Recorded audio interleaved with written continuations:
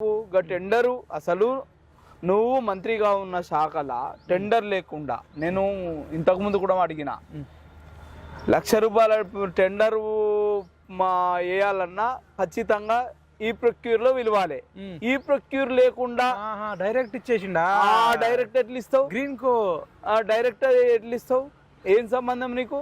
నేను ఇదొక్కటే అడుగుతున్నా. నేను నువ్వు ఇచ్చినట్టే అంత పెద్ద అన్ని కోట్ల రూపాయల అది దేశంలో ప్రతిష్టాత్మకంగా జరిగింది కదా, తెలంగాణలో ప్రతిష్టాత్మకమైన అవినీతి కదా. మరి అవినీతి టెండర్ కి ఎందుకు నీకు టెండర్ లేదు? అది వితౌట్ టెండర్ ఇచ్చినందుకు ఈ ప్రొక్యూర్ లో విలువలేను దేశవ్యాప్తంగా వితౌట్ టెండర్ ఒకటి, రెండోది ఆర్థిక మండలి ఆమోదం కూడా లేదంటున్నారు. మరి ఫారెన్ కంపెనీలకు వెళ్ళి ఇచ్చేటప్పుడు నీకు రిజర్వ్ బ్యాంక్ నుంచి పర్మిషన్ ఉండాలి కదా. పర్మిషన్ లేకుండా నువ్వు ఇండియన్ రూపీని నువ్వు ఫారెన్ కరెన్సీ ఎట్లా మారుస్తావు?